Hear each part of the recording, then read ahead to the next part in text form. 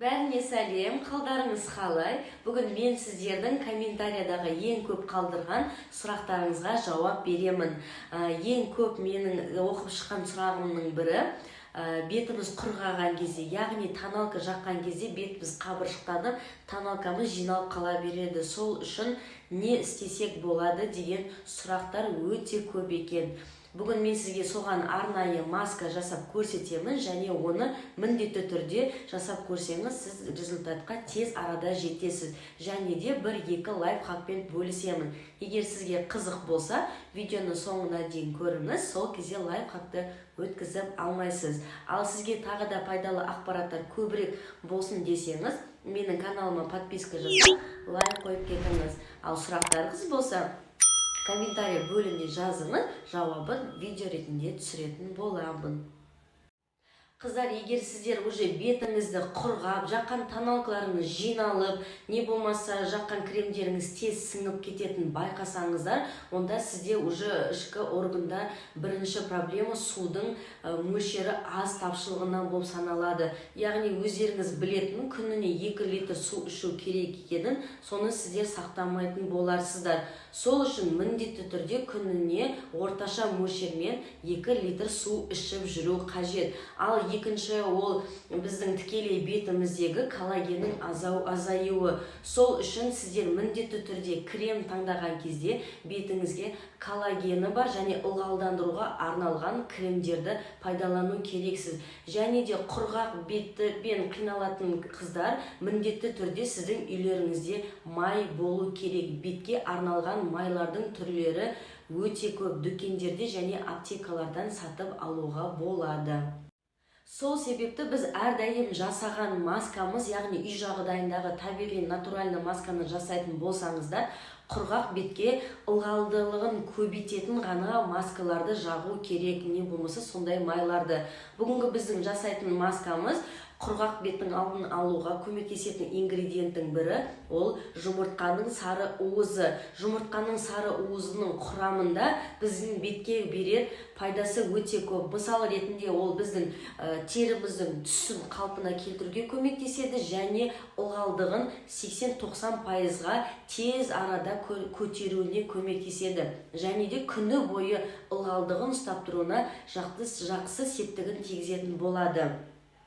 Ал екінші біздің қолданатын майымыз миндаль майы. Миндаль майы барлық аптекаларда бар, өте қымбат тұрды деп айта алмаймын. Примерно 700-800 теңге шығар. Ал егер сіздің өзіңіздің күнделікті үйде пайдаланатын жаңағы қолдан жасалған маскаңыз бар болса, өзіңізге ұнайтын, сол маскаға міндетті түрде миндаль майын жағыңыз. Себебі миндаль майдың ол ешқандай кремді масканы құрта алмайды. Наоборот, пайдалы әсерін жақсы береді. Миндаль майының пайдасы ол біздің бетімізді дәл жұмыртқа сияқты ылғалдандырады, күні кешке дейін ылғалдығын сақтауға көмектеседі және де сырттағы факторлар, яғни желден, суықтан бетті жақсы қорғайды. Терінің жаңағы соңғы қыртысына дейін жақсы сіңіп, өзінің жұмысын жақсы атқарады. Сол себепті әр қыз баланың үйінде миндаль майы болу қажет. Өзіңіздің ұнататын кремдеріңізге міндетті түрде қосып отырыңыз. Айтып өткен күрішіміз өзі өте қарапайым болғанымен, күріштің біздің қыздардың сұлулығына беретін оның құрамындағы витаминдер өте көп. Мысал ретінде бір лайфхак сізге, менің алдыңғы видеоларымды қараған болсаңыздар, білесіздер, күріштің суымен күрішті бір банкаға 1 стақан күріш салып, 2 литр немесе 3 литр су құйып, аузын жауып, 1 күнге қалдырып қойып, содан пайда болған суға шашыңызды шаятын болсаңыз, аптасына 2 реттен 2-3 ай тоқтамай шашыңыз жылтырап, қалыңдап және тез өсетін болады. Яғни шашыңыздың кератин сияқты эффект жасайтын болады. Дәл солай күріш біздің бетіміздің жылтырауына, жаңағы эластичность дейді ғой, яғни бетіміздің лифтинг эффект жасап тұруына және де сол лифтинг эффекті кешке дейін ұстап тұруына жақсы көмектеседі. Ал жаңағы айтып өткен рецепті бірге жасап көрейік. Ол оңай және де тез жасалынады. Ең алдымен бір стакан суды осындай темір шыныға құйып аламыз. Қайнату үшін оңай болады. Келесі күрішімізді 2 ас қасық жеткілікті мен көз мөлшерімен саламын.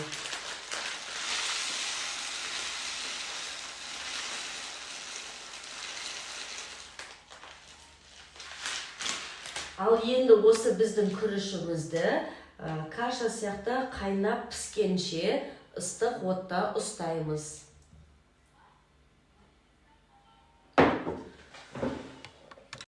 Ал енді маскамызды жасап көрсетейін. Жаңағы күрішімізді біз осылай темір ыдысқа салып аламыз, өйткені біз ыстық отта оны қайнатуымыз қажет. Сол күрішке жарты стакан су жеткілікті. Осы суды, күрішті суда қайнатамыз. Массамыз кәдімгі үйдегі жейтін ботқа, яғни кашаға ұқсау қажет. Сондай массаға жеткен кезде алып суытып алуымыз қажет. Және де сізге екінші лайфхак, егер де таңертеңгісін ұйқыдан тұрған кезде көзіңіз ісіп кете беретін болса, осындай күріштің суын мұз қатыратын формочкаларға құйып қатырып қойып, таңертең сол мұзды алып бетіңізге жағатын болсаңыз, яғни көздің астына массаж жасайтын болсаңыз, көздегі ісікті алады және көздің астындағы көгерулерді азайтатын болады. Соны міндетті түрде жасап көріңіз.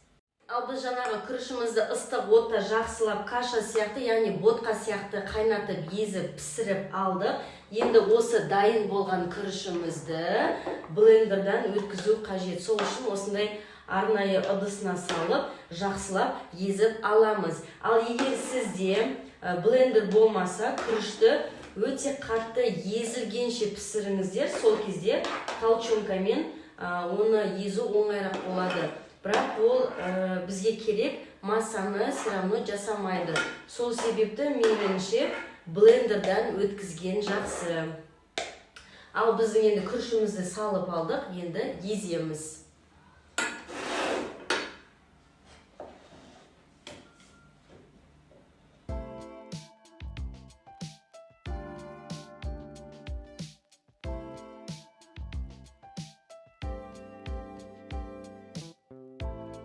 Ал біз блендердан өткізіп алдық. Енді сол дайын болған күрішімізді өзімізге ыңғайлы ыдысқа салып аламыз.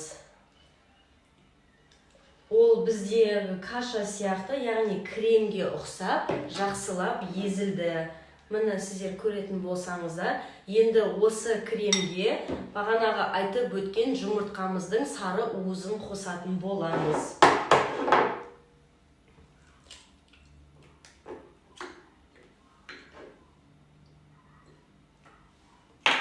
Жұмыртқамыздың сары уызын қосып, жақсылап араластырып езіп аламыз.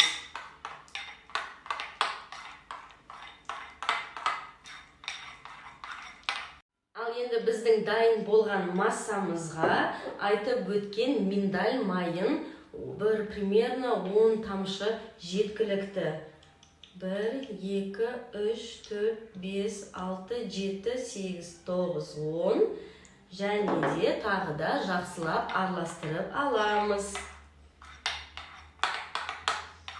Осы дайын болған кремімізді өзімізге ыңғайлы ыдыстарға сақтап, холодильникта ұстауға болады. Міндетті түрде бетін жабылатын ыдысқа, не болмаса банкада сақтаңыздар. Бұл масканы аптасына 4-5 ретте жабуға болады. Біздің бетімізге ешқандай зияны жоқ. Ал массамыз дайын. Енді бетімізді жақсылап суға жуып алып, шашымызды жинап, бетімізге жағамыз. Масканы жағуға шашымды жинап, дайындап алдым және бетімді таза суға жуып алдым. Мен әрдайым маска кремдерді жағатын кезде осындай ыңғайлы бір кисточка дайындап қойғанмын. Осы кисточкамен алып, бетімізге жақсылап жағып шығамыз. Бетімізде жарты сағат міндетті түрде ұстау қажет. Ешқандай зияны жоқ. Сол үшін балаларға да жағуға болады. Мысалы ретінде күздің күні, көктем күні желдер бізде қатты болады ғой.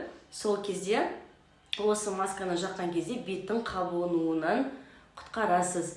Сіздерге тағы да бір лайфхак: егер де бетіңіз қызарып, бөрітіп, кішкене раздражение дейді ғой, яғни қабыну болатын болса, күріштің суымен мақтаға батырып, бетіңізді сүртіп, жатар орында және таңертең алдында жағатын болсаңыз, бетіңіз тез қалпына келетін болады.